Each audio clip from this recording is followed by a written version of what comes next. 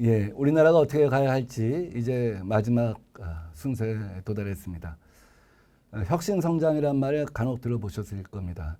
저는 혁신성장을 이렇게 개념화합니다. 미래를 앞당겨 것. 그것이 혁신성장이다. 제가 1990년대 초반에 실리콘밸리에 갔을 때 그 지역의 최대 일간지 샌프란시스코 크로니클에 나온 특집 기사의 제목을 보고 충격을 받았습니다. 세계에서 미래가 가장 빨리 오는 곳 실리콘밸리. 내가 동시대에 살고 있지만 그렇게 느끼지만 같은 지구 공간에서 사실은 동시대에 살고 있는 것이 아니구나. 아프리카나 중남미의 어떤 나라는 우리보다 30년 과거에 살고 있을 수도 있고 또 실리콘밸리라고 하는 것은 우리보다 20년 앞선 지점에 살 수도 있겠구나 하는 생각을 해봤어요. 세계에서 미래가 가장 빨리 오는 곳 대한민국. 이것이 우리가 갈 길이 아닌가 하는 생각이 듭니다. 다만 미국식이 아니라 좀 더 따뜻한 미래가 빨리 온 것. 이것이 이제 오늘의 제 결론입니다. 혁신성장이란 무엇이냐? 박정희 시대에 1960년대 우리나라 국민소득이 세계에서 최하위권에 위치해 있을 때 그때 우리가 갖고 있는 공업이라고 하면 가발, 신발 뭐 이런 것들이 사실은 주력 산업이었습니다. 그때 가발 공장을 더 많이 세우겠다, 신발 공장을 더 많이 세우겠다. 뭐 이런 것이 일반적으로 보면은 국가의 산업정책 목표일 수가 있겠죠. 수없이 많은 우리 어머니하고 누나하고 동생들이 머리카락을 잘라서 가발을 만들어서 수출을 하는 그런 경공업이 중심 산업이었던 시대인데 그때 철강소를 갖다 만들겠다, 조선소를 만들겠다, 자동차를 만들겠다 하는 것은 주변 국가의 비아냥거리일 수 있었습니다만 그것은 미래였어요. 우리한테는. 우리가 처한 시간은 경공업의 시간이었는데 중공업의 시간은 남들이 갖고 있었던 것이죠. 근데 그걸 우리가 갖다 쓰겠다 하고 얘기한 거 아니겠습니까? 그 결과 우리가 2000년 무렵에는 세계 4대 공업 국가가 제조업 국가가 된 것이죠. 우리, 일본, 독일, 중국. 그것이 대한민국이 이만큼 올라설 수 있는 기반이 되었던 겁니다. 1997년도에 국가 부도 위기, 실제로 부도가 됐죠. 부도를 맞았죠. 파산됐을 때 통상적으로 생각하면 그때도 뭐 아마 몇 가지 어떤 미시적인 처방을 갖다가 하는 것이 일반적인 경로였을 수 있는데 그때 미국에서 하는 뉴 이코노미를 우리도 하겠다 이렇게 된 것이죠. 첫째도 IT, 둘째도 IT, 셋째도 IT. 첫째도 브로드밴드, 둘째도 브로드밴드, 셋째도 브로드밴드. 그 결과 우리나라가 지난 20년 동안 일본보다 GDP가 2.7배 성장을 하게 된 것이죠. 놀라운 변화의 흐름에는 이런 미래를 앞당기는 혁신 성장이 있었다 하는 얘기를 갖다 드릴 수 있겠습니다. 노무현 대통령 때는 개방 경제였죠. 사실 개방 경제라고 하는 것은 우리나라 같은 수출 중심 국가에서는 필연적인 경로일 수밖에 없는데 많은 사람들이 두려워했죠. 쇄국의 길을 택하려고 한 그런 사람들도 있었습니다만 과감하게 이제 개방을 통해서 혁신 성장을 하게 된 것이죠. 문재인 정부에 와서 그린 뉴딜, 디지털 뉴딜을 얘기합니다. 오늘 제가 이 강연을 통해서 했던 많은 얘기들이 디지털 뉴딜, 그린 뉴딜에 관한 것이기도 합니다. 그런데 사실 뭐 문재인 정부는 이제 임기가 다 끝났으니까 이 그린 뉴딜과 디지털 뉴딜은 다음 정부의 아마 숙제일 겁니다. 누가 집권을 하든 그 길로 가지 않으면 안 되는 것이고 제가 이 강연을 통해서 쭉 누누이 해왔던 얘기입니다. 문재인 정부는 사실은 데이터 정부, 데이터 경제로 결국 역사에 남지 않겠냐 하는 생각을 해봅니다.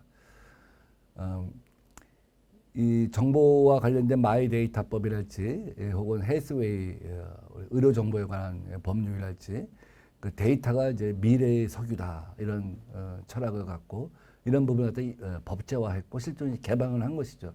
아마 이것이 이제 미래에는 큰 우리의 자원이 될 거라고 생각을 합니다. 뿐만 아니라 여러 가지 실제로 혁신 경제, 혁신 성장을 실험할 수 있는 우리 샌드박스법 같은 것도 통과를 시켰죠. 근데 근본적으로 문재인 정부에서도 얘기를 했고 또 과거 정부도 얘기를 합니다만 또 앞으로 정부도 그 얘기를 할 겁니다. 이제는 창업 국가로 전환을 해야 한다.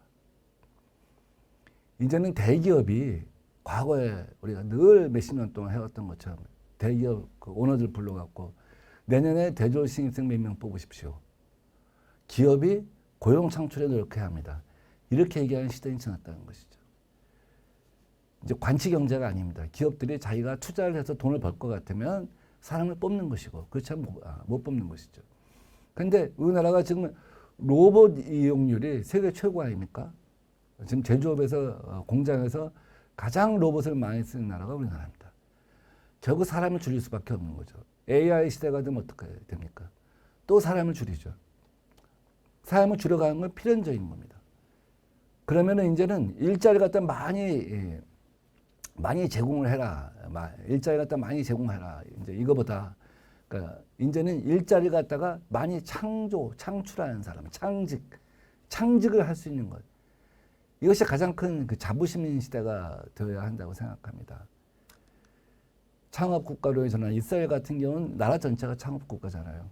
군대 여자 2년, 남자 3년. 오히려 그 기간이 창업할 수 있는 어떤 자질이나 지도력이나 기술을 배우는 그런 시간이 되기도 한다고 해서 한국에서도 이스라엘 같은 군대 시스템을 도입해서 특수부대를 갖다가 특별한 부대라고 할까요? 이것도 이제 만든 예가 있습니다.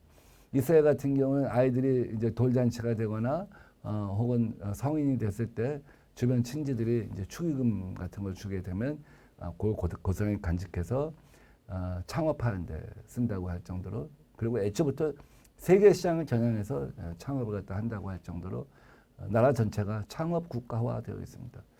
2011년도에 중국의 리커창 총리가 대중창업 만중혁신이라고 얘기했죠. 그 이후에 사실 뭐 중국도 모든 사람들이 중간촌 같은 데 모여서 중간촌에 그 창업 카페 같은 게 전국에 수백 개 수천 개가 이제 만들어졌는데 거기서 모여서 숙식을 하면서 나도 마윈과 같은 이제 월드스타가 되겠다고 창업 국가를 갖다 지향하고 있습니다. 그 시간에 우리나라 상위 20%의 대학이 모여 있는 서울의 졸업생들이 꿈이 공무원 시험이라고 한다면 20년 후에 그 나라와 우리나라는 어떻게 되겠습니까? 아직도 창업 사이클 내에서 대한민국이 상위 20위에 들어가 있지 않습니다. 매년 상위 20위를 갖다가 혁신 사이클 갖다 발표하는데 당연히 1위가 실리콘밸리, 뭐 2위가 뉴욕, 3위가 런던 이런 데가 되죠. 베를린이라는 데도 사실은 독일에서는 굉장히 골치 아픈 도시였습니다. 냉전의 상처를 그대로 안고 있었고 도시는 활력을 잃었는데 어느 날 베를린 시장이 젊은이들이 모여 사는 도시로 바꾸겠다. 그러니까 밤의 문화가 활성화된 곳. 그러니까 젊은이들이 마음대로 이제 끼를 발휘할 수 있고 이런 도시를 갖다 이제 만들겠다. 이렇게 해서 동유럽과 서유럽에 끼 있는 젊은 친구들과 IT 능력을 가진 사람들이 모여갖고 베를린이 상위 20위 안에 포함이 된 적이 있어요. 지금 우리나라는 어떠냐? 4년 전만 해도 제가 통계를 확인했을 때 서울이 포함되어 있지 않았는데 최근 통계를 보니까 드디어 서울이 포함됐더라고요. 이건 굉장히 중요한 변화라고 보는데, 이제 한류 하잖아요. 한류가 세계적인 이제 메인스트림이 됐다고 얘기를 합니다. 일본의 굴레라고 하는 책을 보시면 정말 명저입니다. 일본의 그 현대사를 갖다가 저렇게 정치, 경제, 사회, 문화를 통틀어서 쓸 수가 있을까? 그것도 외국인이. 근데 1960년대만 해도 일본의 문화는 세계적이었습니다. 우리 인류라고 그러잖아요. 한류 전에 인류가 있었죠. 홍콩류가 있었고. 홍콩류는 다 기억하실 거예요. 이소룡, 성룡. 근데 나중에 보니까 똑같아.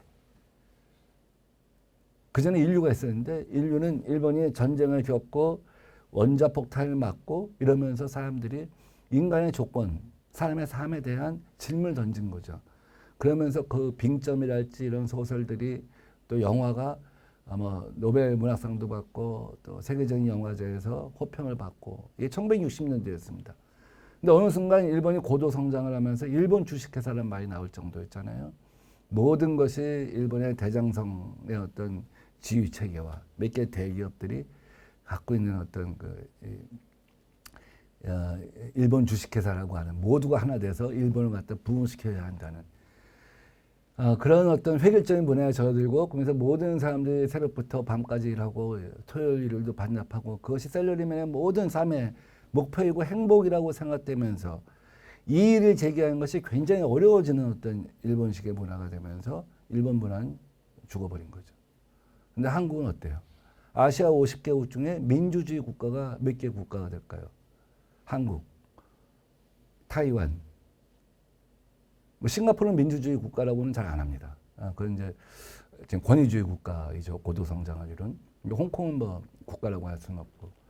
일본이 민주주의 국가 형태는 그렇습니다만 실제로 사람들이 얼마나 민주적이냐 하는 것에 대해서는 좀 이견이 있죠.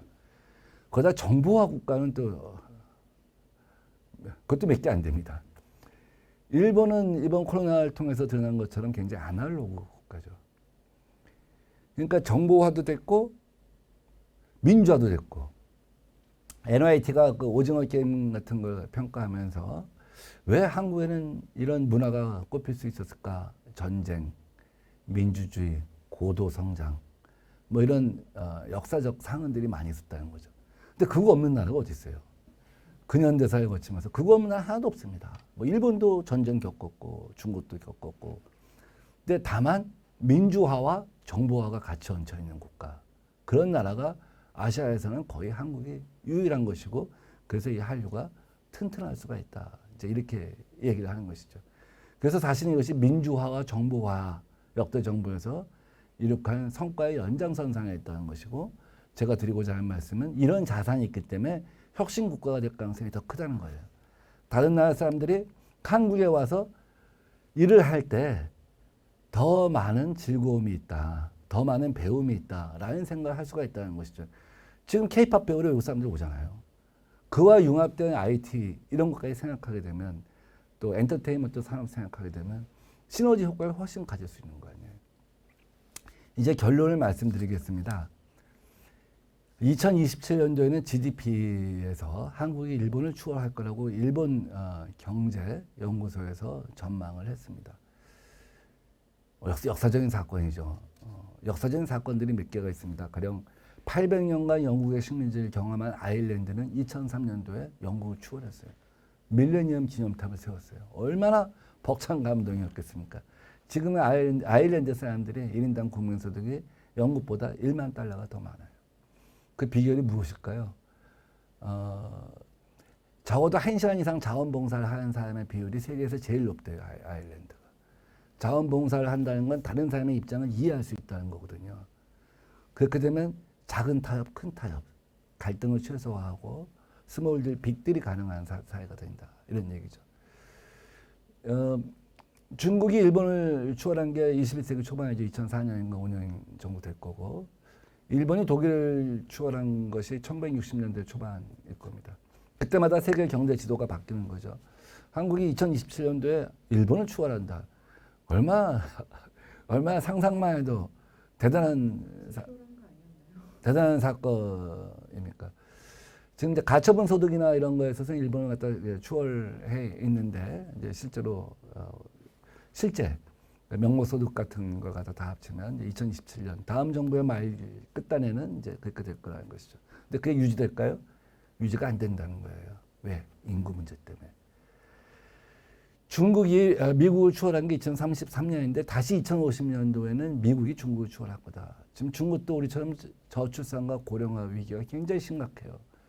그래서 오죽하면 8천만 명, 9천만 명에 달하는 공산당원들한테 니들이 공산당원 자격을 유지하려면 혹은 앞으로 공산당원이 되려면 자녀를 2명 이상 낳아라, 3명 이상 낳으라고 강요할 정도인 거예요. 인구의 이 끝단이 역삼각형이 된다. 아주 빠른 속도로. 그건 제가 누누이 말씀드린 것처럼 그 나라의 적정 인구 규모가 궁극적으로 얼마가 일지 모르지만 단기적으로는 큰 고통이 따른다는 것이죠. 이게 세계적인 그 경영연구소나 또 그 란셋이라고 하는 데서 예측을 할 때 2050년도 정도 되면 세계 경제 순서가 이렇게 될 거다 하고 예측한 건데 지금의 G7 국가 중에 미국을 제외하고는 대부분 10위권 밖으로 밀어날 거다. 그리고 E7, 이머징 칸츄리 있지 않습니까? 인구 대국, 자원 대국이 나라들 있잖아요. 브라질, 뭐 멕시코, 러시아, 중국, 인도, 인도네시아 이런 나라들이 상위에 이제 2위부터 쭉 배치가 될 거고, 그 다음에 이제 필리핀, 베트남, 뭐 나이지리아, 뭐 이라크, 이란 이런 나라들이 이제 올라올 겁니다. 베트남, 우리나라가 이제 아마 세계 20위권 정도에 위치하지 않을까 하는 생각을 이제 전망을 하고 있는 거예요. 그럼 우리가 이제 결국 G7으로 갈 수가 있냐? 우리가 3050 클럽이 됐다고 막 환호성을 터뜨린 게 엊그저께인데 내후년이면 우리 3050 클럽에서 탈락됩니다. 왜? 인구가 5천만이 안 되잖아요. 어차피 몇 년간의 얘기예요. 1인당 국민소득 3만 달러 돌파하고 인구가 5천만 명 이상인 나라가 지금까지 세계에서 몇 개국이 있었는데 그중에 우리가 뭐 7번째로인가 3050 클럽에 들었다는 것이죠. 미국, 일본, 이태리, 영국, 독일, 프랑스, 한국 이렇게. 근데 5년 후면, 3년 후면 우리는 이미 3050 클럽에서 탈락을 합니다.